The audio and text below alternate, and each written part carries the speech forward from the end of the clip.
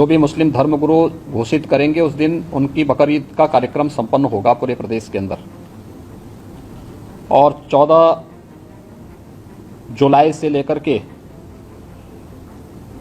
लगभग श्रावण पूर्णिमा तक यह पड़ेगा। 12 अगस्त को रक्षाबंधन का पर्व भी पड़ेगा। प्रत्येक सोमवार के साथ साथ जिस दिन महाशिवरात्रि का आयोजन होगा उस दिन सभी देवालयों में भी भीड़ भाड़ होगी। 31 जुलाई से लेकर 12 अगस्त तक अयोध्या का सावन मेला भी है। 2 अगस्त को नाग पंचमी का भी पर्व पड़ेगा और 31 जुलाई से 9 अगस्त के बीच में मुहर्रम भी है। देखिए, सभी आयोजन एक दूसरे के साथ जुड़े हुए हैं। मुहर्रम के दौरान तृतीय सोमवार 1 अगस्त को पड़ेगा, चतुर्थ सोमवार 8 अगस्त को पड़ेगा। रक्षाबंधन का आयोजन भी इस दौरान है और श्रावण पूर्णिमा 12 अगस्त को पड़ेगी। ये नागपंचमी, रक्षाबंधन और जो 3 सोमवार भी 2 सोमवार भी इस दौरान पड़ेंगे।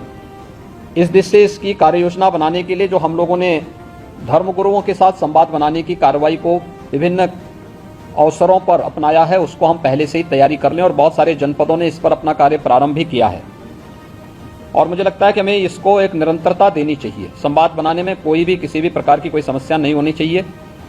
ये निचले स्तर पर कहीं पर थाना स्तर पर पीस कमेटी की मीटिंगों के माध्यम से और थानाध्यक्षों के और अन्य जो हमारे इंस्पेक्टर, सब इंस्पेक्टर हैं, इनके माध्यम से भी कुछ धर्मगुरुओं के साथ, पुजारियों के साथ या अन्य जो मौलवी हैं उन सब के साथ हम लोगों को संवाद बनाने में कोई भी संकोच नहीं होना चाहिए। समाज के जो मानिंद हैं, अलग अलग तबके के उन लोगों के साथ भी संवाद बनाने में हमें किसी भी प्रकार का कोई संकोच नहीं होना चाहिए। दूसरा, उससे ऊपर भी जो हमारा सर्किल है या ज्वाइंट मजिस्ट्रेट है उनके माध्यम से भी, या जो उप जिलाधिकारीगण हैं, ये लोग भी संवाद बनाएं, अच्छा होगा। अलग अलग धर्मगुरुओं के साथ, समाज के मानिंदों के साथ में, जिनकी समाज में अपनी एक पकड़ होती है, जनप्रतिनिधियों के साथ संवाद बनाना, उनकी गतिविधियों पर भी निगाह रखना, नजर रखना। ऐसे ही जो एडिशनल एसपी और एडीएम स्तर के अधिकारी हैं वे लोग भी अपने इस कार्यक्रम को करें और जनपद स्तर पर जिलाधिकारी और पुलिस अधीक्षकों को भी संवाद के इस कार्यक्रम को आगे बढ़ाना होगा। यह सुनिश्चित करें क्योंकि ये सारे कार्यक्रम पड़ेंगे और 15 अगस्त को स्वतंत्रता दिवस का कार्यक्रम भी होगा, जो कि अमृत महोत्सव है आज़ादी का। तो इस अवसर पर कुछ विशेष आयोजन होंगे, उन आयोजनों के साथ पूरा प्रदेश जुड़ेगा।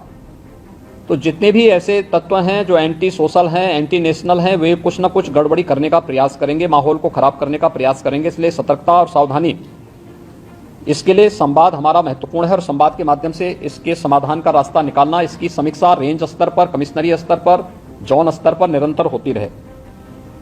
पर्व और त्योहार कोई भी हो, शासन की जिम्मेदारी बनती है वहां पर सुविधा देना और सुरक्षा का बेहतर माहौल देना।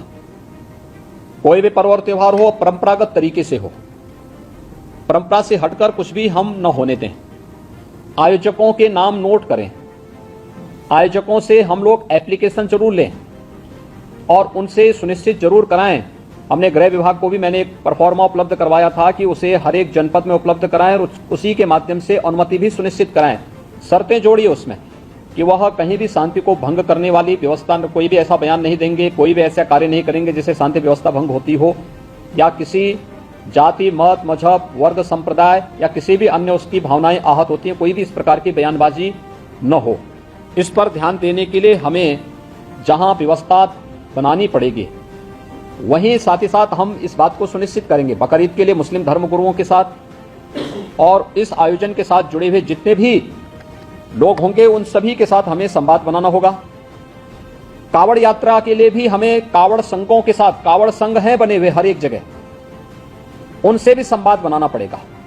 अगर हम उसी स्तर पर संवाद बनाएंगे तो बाद में जब ये भीड़ इकट्ठी होती है तो उस समय समस्या नहीं खड़ी होती है। तब ये कार्यक्रम एक रूटीन का हिस्सा बन जाता है, फिर उसमें कोई समस्या पैदा नहीं होती है। इसलिए उन सभी चीजों को हमें पहले से ही एक संवाद बनाकर करना होगा। मुहर्रम के अवसर पर भी मुहर्रम से जुड़े हुए जो अलग अलग ताजिया लेकर के जाते हैं उनके साथ पहले से संवाद होना चाहिए। कहीं भी कावड़ यात्रियों का और मुहर्रम के जुलूस आपस में टकराने की नौबत ना आने पाए, इसके लिए पहले से रूट तैयार कर लेना, पहले से सुनिश्चित करना कि किसी की भावनाएं आहत भी ना हो और दोनों कार्यक्रम संपन्न हो जाएं, परंपरा का उल्लंघन भी कहीं ना हो, इस बात को सुनिश्चित करेंगे और इस पर हम लोग पहले से ही ध्यान देंगे जिससे कहीं भी कोई बात ना हो। दूसरा, नगर विकास के द्वारा और पंचायती राज विभाग के द्वारा स्वच्छता को, सैनिटाइजेशन को जहां प्राथमिकता के आधार पर आगे बढ़ाना होगा, वैसे भी संचारी रोग नियंत्रण का एक कार्यक्रम 1 जुलाई से चल रहा है। स्वच्छता, सैनिटाइजेशन उसका प्रमुख पार्ट है। इसको हम विशेष रूप से एक अभियान के रूप में लें। बकरीद के दिन कुर्बानी जहां होगी वह सार्वजनिक स्थल नहीं होगा, जो निर्धारित स्थल और पहले से चली आ रही वहीं पर होगा। हम सुनिश्चित करें कि यह स्थान कोई सड़क, कोई चौराहा या कोई ऐसा सार्वजनिक पार्क या कोई ऐसा स्थल न हो जहां को लेकर के अनावश्यक विवाद हो। और कुर्बानी के बाद जो भी वहां पर सॉलिड वेस्ट पड़ा हो उन सबको निस्तारण करने की भी व्यवस्था की जानी चाहिए, चाहे वह आयोजक करें, चाहे वह नगर निकाय या पंचायती राज विभाग से जुड़े हुए लोग करें। इस व्यवस्था को पहले से सुनिश्चित होना चाहिए कि कुर्बानी के तत्काल बाद उसकी सफाई की व्यवस्था भी हो जाए जिससे गंदगी न होने पाए। और वह जो सॉलिड वेस्ट आप डालेंगे वह एक ऐसी जगह रखना चाहिए जहां बस्ती से दूर हो, नहीं तो बहुत तेज बदबू करेगा। उसके बाद तमाम प्रकार की बीमारियां और अन्य संक्रामक बीमारियां वहां पर होने के खतरे होते हैं। इन चीजों को सुनिश्चित करेंगे। उसको पानी में बहाएंगे भी नहीं, ये भी सुनिश्चित करेंगे। मीट मछली कावड़ यात्रा की रूट पर न हो, अच्छा होगा। अनावश्यक उसके कारण उत्तेजना पैदा हो सकती है, या उस रूट पर कोई ऐसा कार्य न होने पाए, क्योंकि कभी कभी लोग शरारतन कर देते हैं कि उस रूट पर ही किसी प्रतिबंधित पशु को मार करके फेंक देते हैं जिससे वे लोग उत्तेजित हो सकें। क्योंकि जो शरारती तत्व हैं वो हर प्रकार का संभव प्रयास करेंगे, हमें उसके प्रति सतर्कता बरतनी चाहिए। ऐसे ही वह जो कार्यक्रम जो भी हो परंपरागत तरीके से हो, कुर्बानी प्रतिबंधित स्थलों पर न हो, या कावड़ यात्रा भी परंपरागत रूट से ही जाए, परंपरागत रूट से हटकर जाने की परमिशन हम कतई न दें। और पहले से